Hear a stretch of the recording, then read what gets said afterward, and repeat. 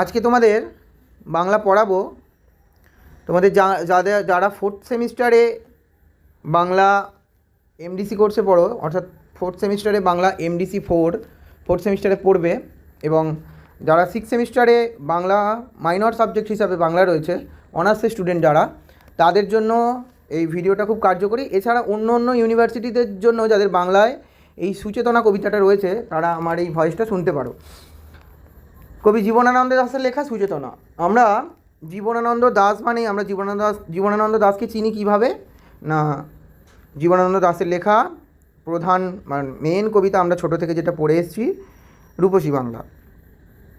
রূপসী বাংলা থেকেই আমরা জীবনানন্দ দাশকে চিনি, যিনি পল্লী প্রকৃতির রূপ, বৈচিত্র্য ইত্যাদি তার কবিতার মধ্যে, তার কলমের মধ্যে তুলে ধরার চেষ্টা করেন। কিন্তু আমরা জীবনানন্দ দাশকে একটা নতুন সত্তা হিসেবে পেয়েছি কয়েকটা কবিতার মধ্যে, যেগুলির মধ্যে আছে বনলতা সেন, তারপর সাথী তারা তিমির, এছাড়া আমাদের এই আজকের কবিতা সুদর্শনা এবং সুচেতনা। সুচেতনা শব্দের অর্থ কী সেটা আগে আমাদের জানতে হবে। চেতনা মানে হচ্ছে আমাদের মনের মধ্যে থাকা সুপ্ত যে চিন্তা ভাবনা, সেগুলো বা সুচিন্তা, সেগুলোকেই বলা হয় সুচেতনা। সাধারণত আমরা মানুষের মনের মধ্যে দু রকমের চিন্তাভাবনা কার্যকরী হয়। একটা হচ্ছে ভালো চিন্তাভাবনা এবং খারাপ চিন্তাভাবনা। আমরা সাধারণত খারাপ চিন্তাভাবনার মধ্যে দিয়ে আমাদের জীবনগুলোকে অতিবাহিত করে দিই। আমাদের জীবনের সর্বোপরি শেষ মুহূর্তে এসে আমরা যখন দাঁড়াই, তখন আমরা নিজেদের ভাবি যে আমরা কোন চেতনা বা কোন চিন্তাভাবনার মধ্যে আমাদের জীবনের এই শেষ পরিণতিতে এসে আমরা দাঁড়িয়েছি। আমরা কিন্তু কখনও এই আমাদের মনের মধ্যে সুপ্ত থাকা সেই সুচেতনাকে আমরা কখনো নির্লিপ্ত করি না বা আমরা জাগিয়ে তুলি না। যে কবি এখানে তাই বলছেন যে আমাদের মনের মধ্যে থাকা সুচেতনাকে জাগিয়ে তোলার জন্য।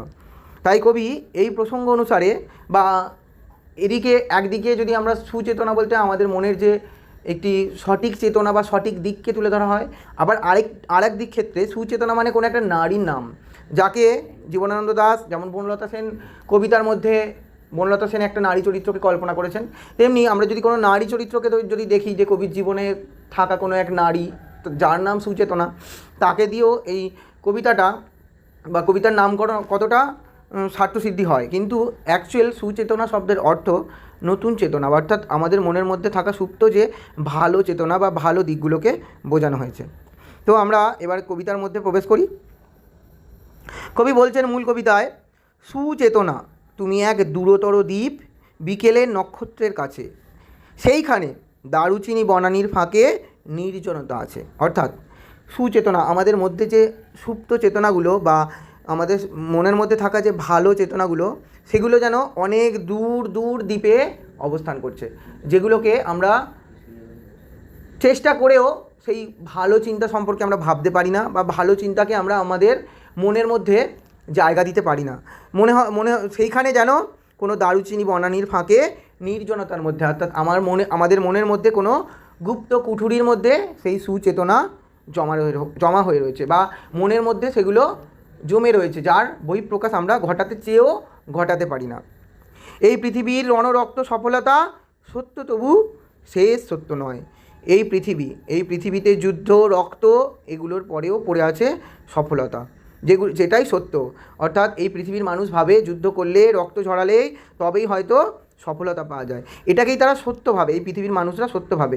তবু শেষ সত্য সেটি তো আর শেষ সত্য নয়। সেগুলো দিয়ে ধ্বংস কখনো কোনো কিছুর সৃষ্টি করতে পারে না। সৃষ্টি করতে গেলে তাকে সুচেতনা দিয়ে সেগুলোকে অনুলব্ধ করতে হয়।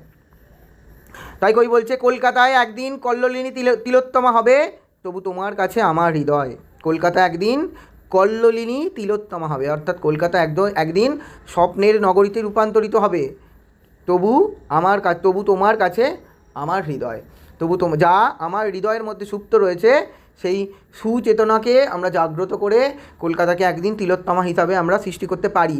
কিন্তু তা করে তো কলকাতার তিলোত্তমায় রূপান্তরিত হবে না। কলকাতার ওই গ্রামকে না উৎখাত করলে কখনো একটা শহরের কখনো পত্তন ঘটে না। তাই কলকাতাকে তিলোত্তমা করতে গেলে আমাদের গ্রামের পতন ঘটাতেই হবে, তবে কলকাতা একটা স্বপ্ন নগরীতে পরিণত হবে। আজকের অনেক রৌদ্রে ঘুরে প্রাণ পৃথিবীর মানুষকে মানুষের মতো ভালোবাসা দিতে গিয়ে তবু দেখেছি আমারই হাতে হয়তো নিহত ভাই বোন বন্ধু পরিজন পড়ে রয়েছে। পৃথিবীর গভীরতার অসুখ এখন মানুষ তবুও ঋণী পৃথিবীর কাছে। আমরা আলটিমেট সব কিছুর পরে এই যুদ্ধ, রক্তত্যাগ, এই সমস্ত কিছুর পরে আমরা আলটিমেট যখন শেষ জায়গায় এসে দাঁড়াই, সেই যুদ্ধের ফলে আমরা দেখি কি আমাদেরই নিহত ভাই বোনেরা নিহত হয়েছে। আমরা কোনো নতুন কিছুকে পত্তন করতে গিয়ে দেখি আমরা নিজেদেরই ক্ষতি করে বসে রয়েছি। আমাদের কোনো আত্মীয়, আমাদের কোনো পরিজন, আমার কোনো ভাই, আমার কোনো বোনকেই আমরা হারিয়ে ফেলেছি। নতুন কিছুকে পত্তন করতে গিয়ে আমরা নিজেদেরই ক্ষতি করে বসে রয়েছি। তাই কবি বলছেন, কেবলই জাহাজ এসে আমাদের বন্দরের রোদে দেখেছি ফসল নিয়ে উপনীত হয়। সেই শস্য আগনন মানুষের সব থেকে উচ্চারিত স্বর্ণের বিস্ময়। আমাদের পিতা বুদ্ধ কনফুসিয়াসের মতো আমাদের প্রাণ আমাদের মুখ করে রাখে তবু চারিদিকে রক্তক্লান্ত কাজের আহ্বান। অর্থাৎ কেবলই জাহাজ আসে আমাদের বন্দরের রোদে, অর্থাৎ আমাদের এই যে নতুন করে কলকাতা তিলোত্তমাকে তৈরি করেছি, সেই কলকাতা তিলোত্তমার পাড়ে রোজই বন্দরে জাহাজ আসে। এই জাহাজ এসে যখন সেখানে আসে, সেখানে সেই জাহাজে মড়াই করা, জাহাজের মধ্যে প্রচুর শস্য অন্য দেশে রপ্তানি করা হয়। সেই শস্যের আগমন মানুষেরই সব। অর্থাৎ সেই সমস্ত শস্য উৎপাদন করতে গিয়ে মানুষকে যে কত খাটুনির সম্মুখীন হতে হয়েছে, কত মৃতদেহের ওপর দিয়ে পাড়ি দিয়ে এসে সেই সব গরিব মানুষের শস্য কেড়ে নিয়ে এসে সেই শস্যকে বিদেশে রপ্তানি করা হচ্ছে, সেইগুলো আমরা কখনোই তার ক্যালকুলেশন করে দেখি না। তো আমাদের পিতা বুদ্ধ কনফুসিয়াসের মতো আমাদের প্রাণ মুখ করে রাখে তবু চারিদিকে রক্তক্লান্ত কাজের আহ্বান। তো পারবে কারা? আমাদের সেই বুদ্ধদেব কনফুসিয়াস থেকে শুরু করে তারা তবুও মুখ হয়ে রয়েছে, মানে তারা তবুও চুপ করে রয়েছে।